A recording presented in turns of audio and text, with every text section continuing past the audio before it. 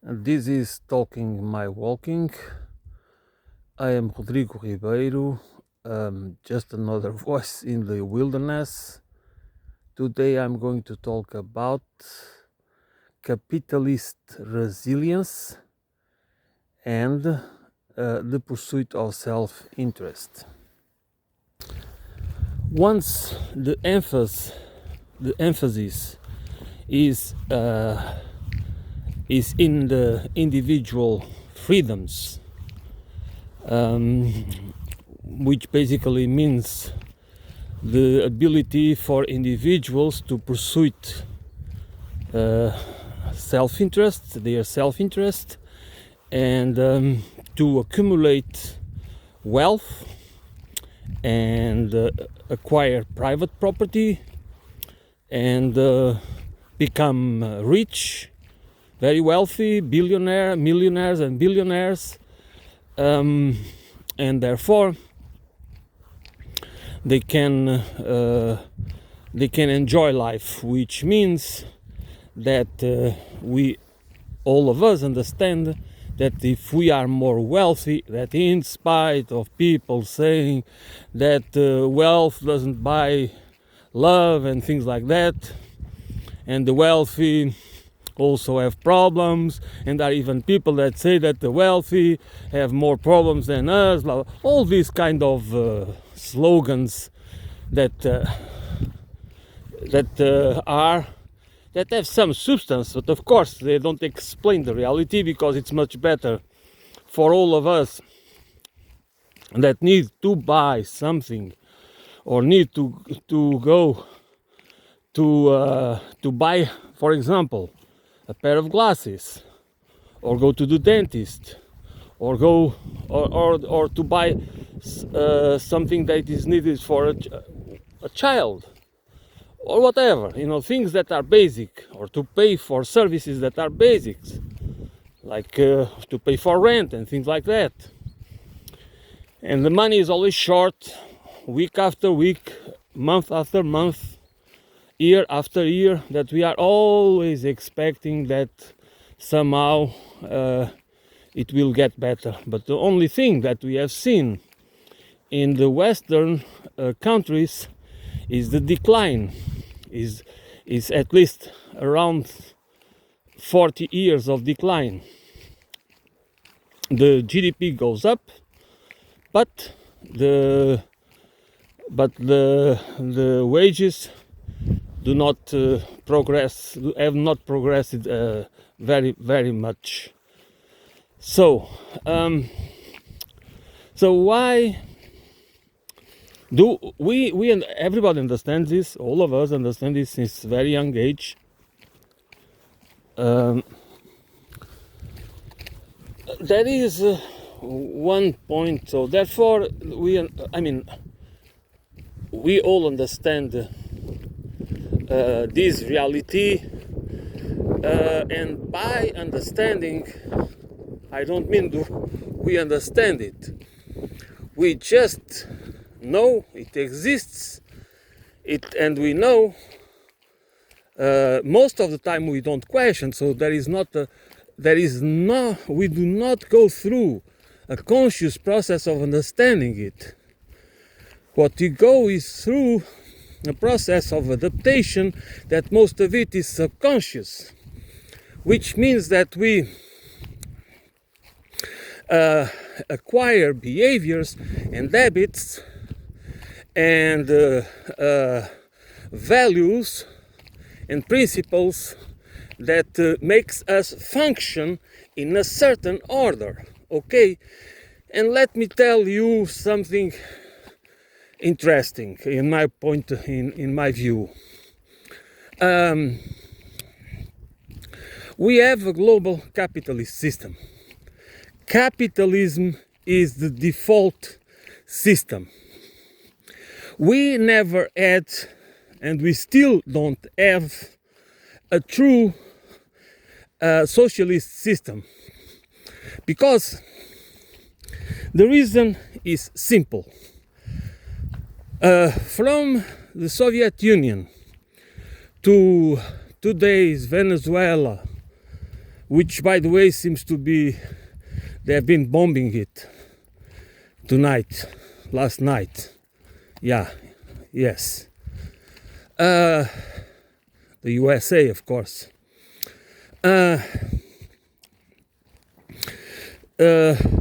The socialist experiments, let's call it this way, even China, have been, they could not develop in a normal way, in a natural way. Why? Because of the permanent attack of the capitalist class. Okay? We have not been able yet to develop a socialist system, or I call it socialist because that's just to make it more simple.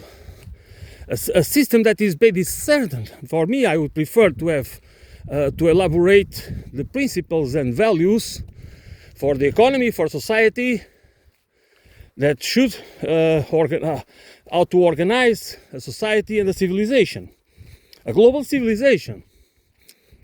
In spite of our differences, we need a global civilization, not globalism, not these terms that are weaponized and distorted and just used to divide people and all the rest.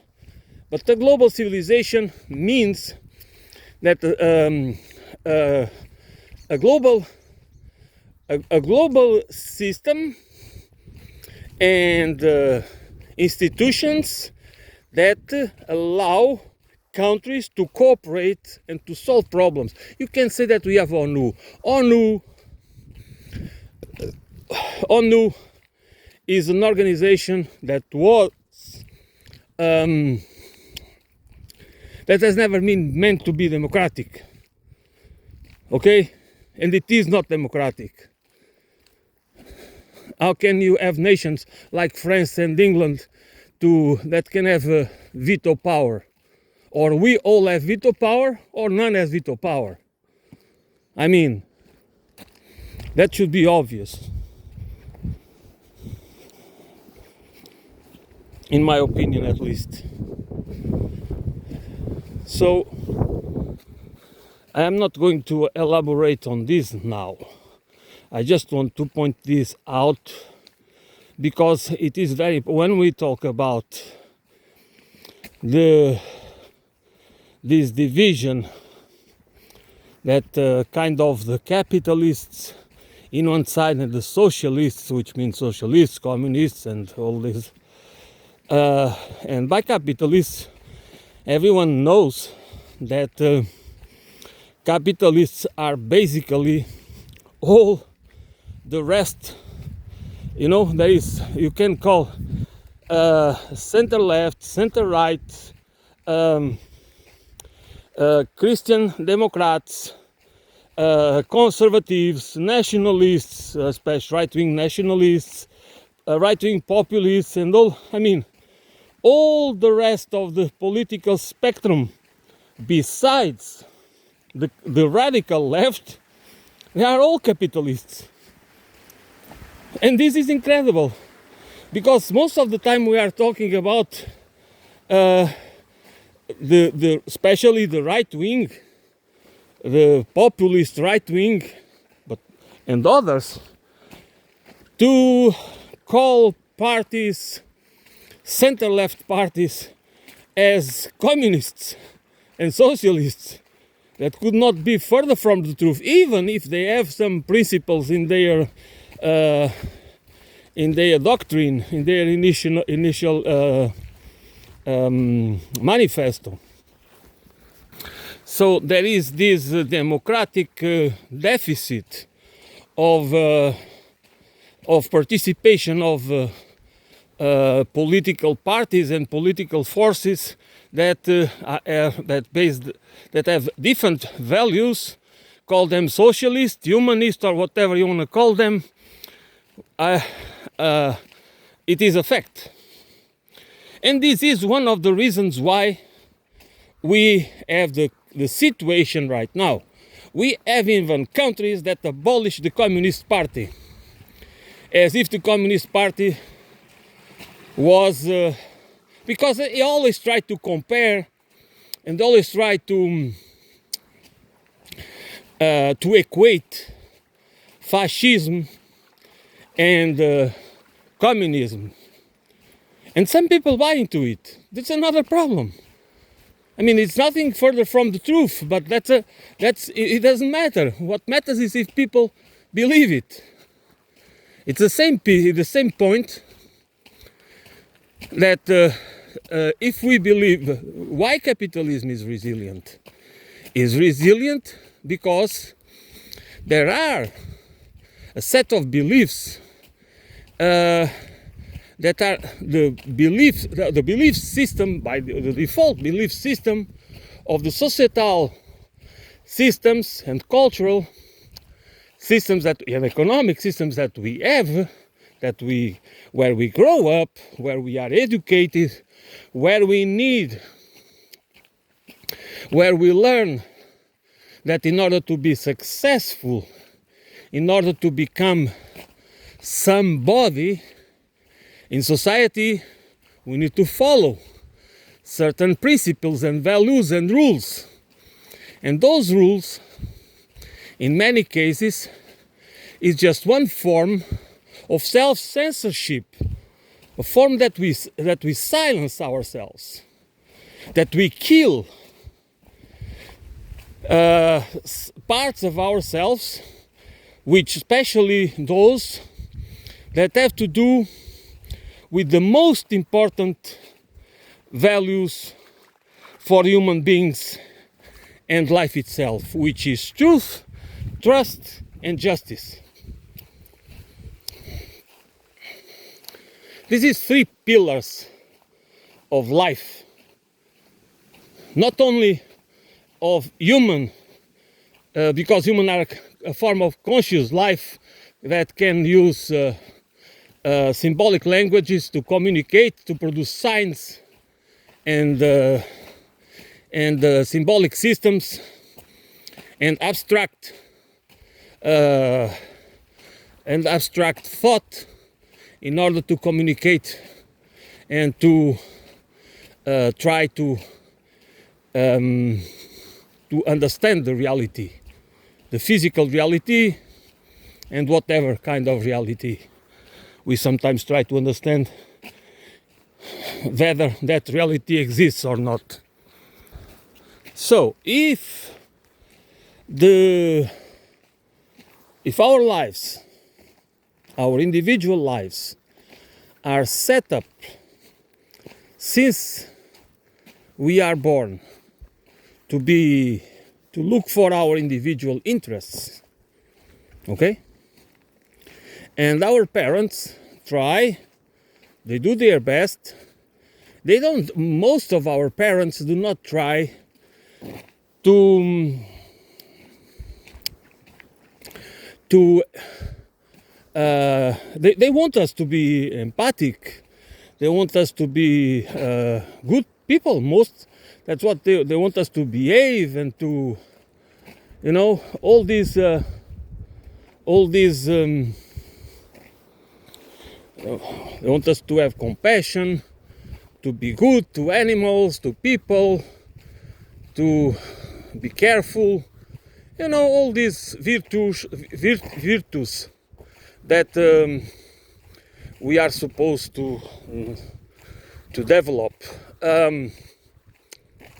But at the same time, they know by themselves, by their own experience, that if you don't become a ruthless competitor, that you need to be better than others. You need to be the best if possible.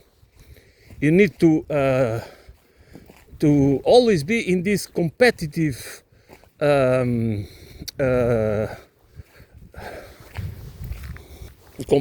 mode in order to to be better than others at school, and then you need to do it during your career, because the story is not told only that this is basically how we need to behave in order to be successful. This is also for the development, the economic and technological and scientific development. Okay, if there is no competition is what makes the society evolve. This is not a lie, but this is not also true, because in many cases, and you can, that in the beginning societies, if you analyze with a critical eye the development of industrial capitalism, you can see that it was that competition in the beginning and during a certain period of time, it has a huge impact. It really is competitive in the sense that people are competing to produce, to innovate, to be entrepreneurs and things like that. Okay, but and that's capitalism. That's how the capitalist system works. In order for newcomers, for if you want to become a capitalist yourself, you need to go through this process. If you are not already born into wealth, okay, so you need to go through to acquire the knowledge, or to become successful in your career, or you have to have a business and to try to be innovative, and then to develop a new product or whatever it is. So that's how it but that's not exactly what capitalism is. This is the shiny side of capitalism, let's put it this way. That is not, because it's not sunny at all, it creates a lot of it generates a lot of unnecessary suffering, and is always based in one principle or several principles. One is manufacture scarcity, and through the enclosure of the commons, through the privatization of everything that can, where it's possible to make a profit. So the thing is, the other side of the coin, of the capitalist coin, is the one that really matters, which is financial capitalism, which is the use of capital to reproduce more capital without producing anything useful, through rents and speculation, which is economic parasitism. That's nothing else but economic parasitism, at the expense of the real economy and the real society and the people. And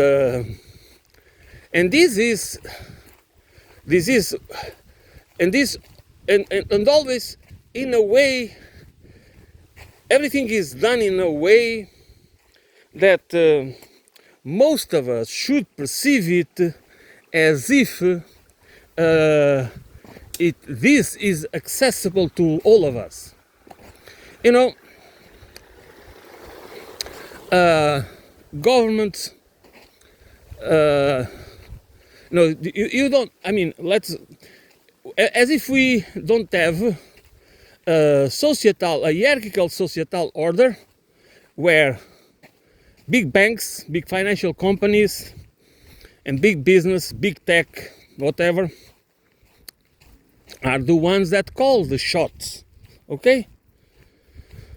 Who are those that have privileged access to bonds, to government bonds?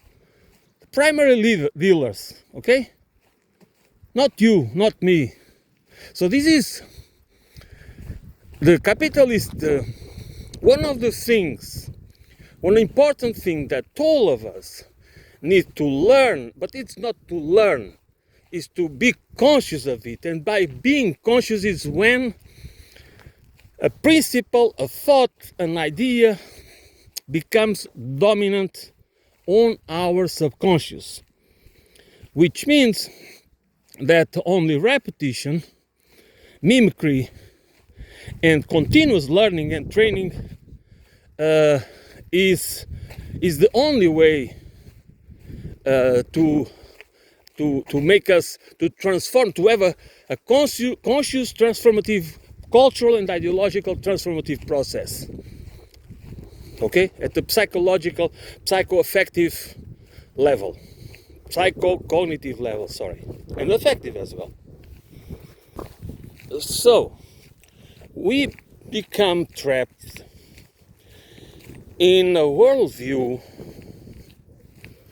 okay, that it is built within, it is built within our minds, okay, by ourselves, but we are not, but it is given already made by others, by the institutions, by the existing economic system, by the existing values and principles, that we don't even need to know them or to elaborate on them, because they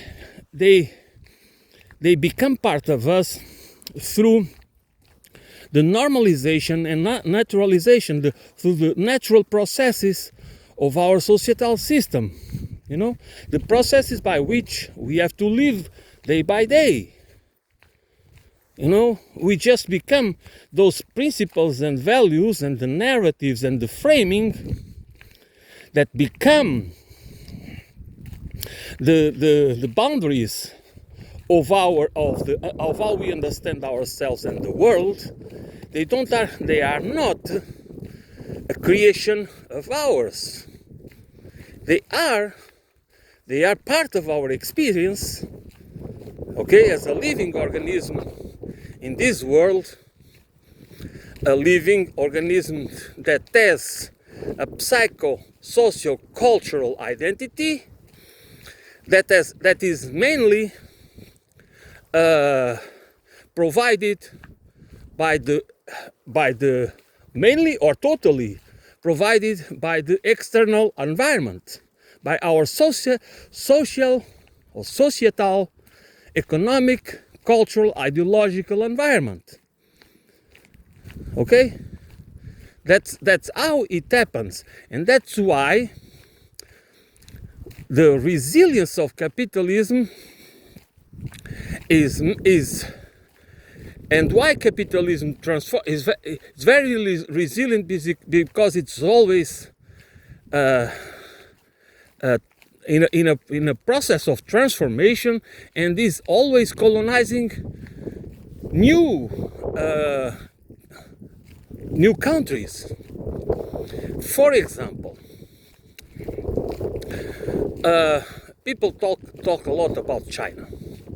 Okay, there are many people that have things to say about China. For me, it's pretty clear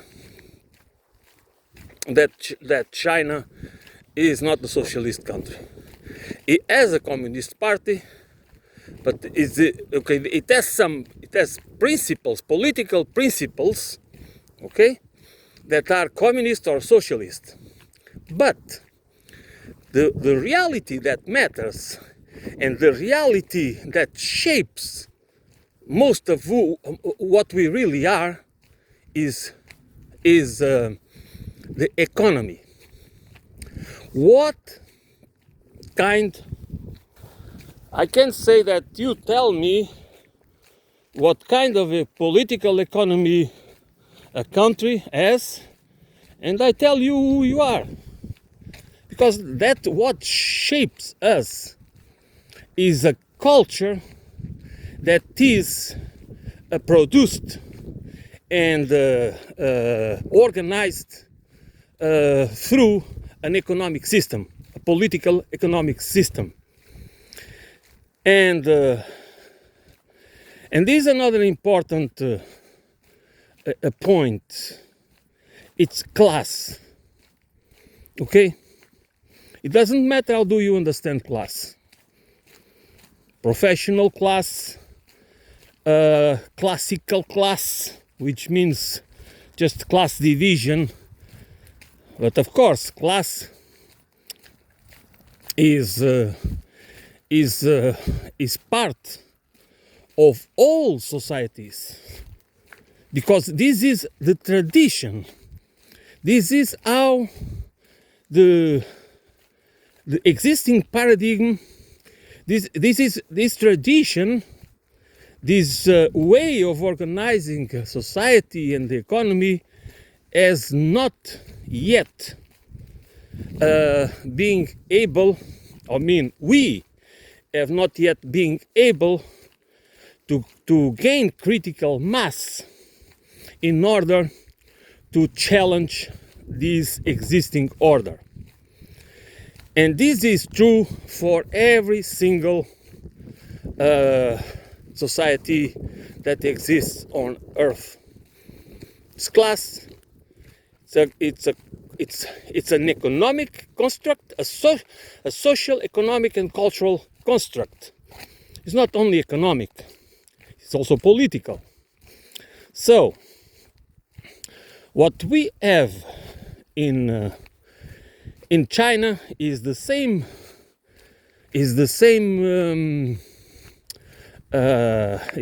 reality that I was talking about before, the industrial phase of capitalism. So China is going through a phase where people have faith in the system, that people are very entrepreneurial and very innovative, and it seems for them, and the perception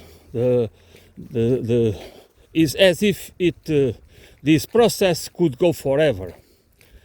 But of course, it will reach a point where it's more and more difficult to, because of many. This is not one single variable. There are several variables, but there will be competing nations, probably India or other nations, that will emerge also as industrial and technological powers, which is normal in our context. They might not be as successful as China,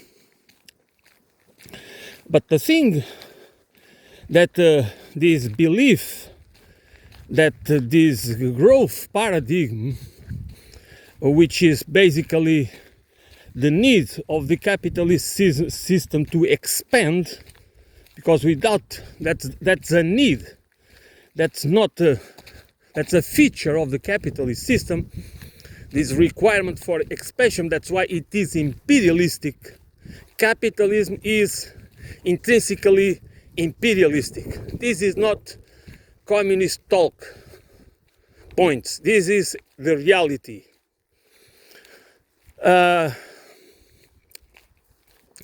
It can be soft, okay? It can be only or at least mainly soft imperialism, but is still imperialism. And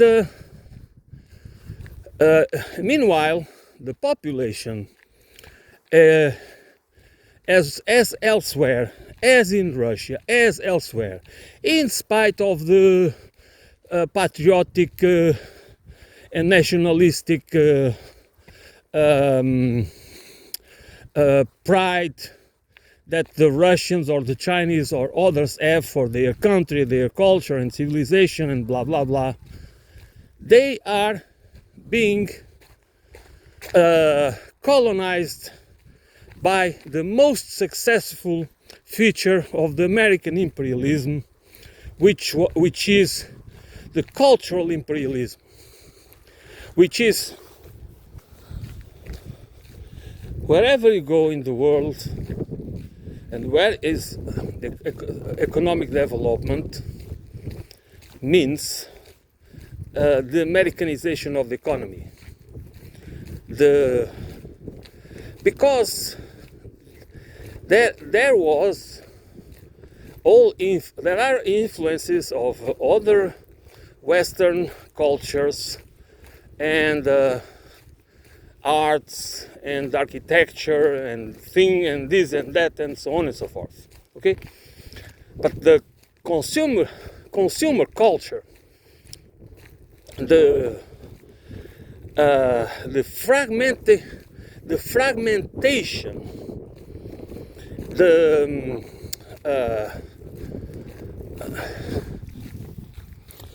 shallowness, you know, the vanity. This is and other aspects of the consumerist culture that the Americans have built in order to transform, in order to emphasize the role of the citizen as consumer, not as citizen. Okay? And through the pursuit of self-interest and through the pursuit of supposedly the American dream and happiness all together. So you consume in order to be happy, and at the same, through consuming, you are participating in the American dream. Okay? So what the transformation in 2 or 3 generations is immense. The people still follow the same traditions. Okay, they still have an identity, a cultural identity, and also they might be proud of their history or this or that and so forth and so on. But there is a huge transformation. That transformation that was imposed by a culture and a political economy which premise is the pursuit of self-interest, and this transforms every culture. And of course, this gives an advantage for the people, for the individuals with sociopathic, narcissistic, psychopathic, megalomaniacal traits. That's why we have the kind of society we have, because this is the kind of people that always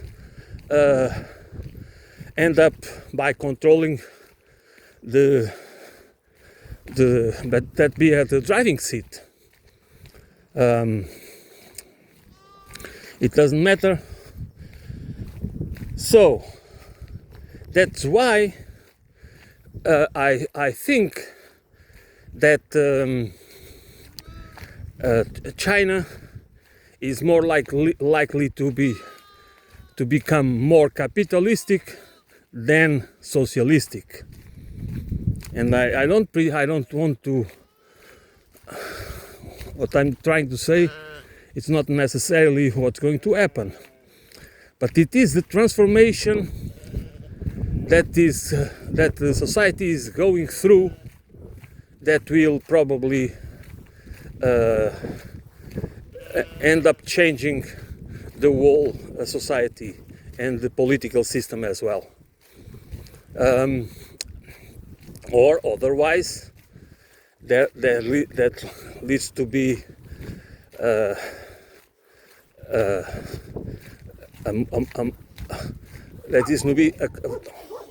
my point is, people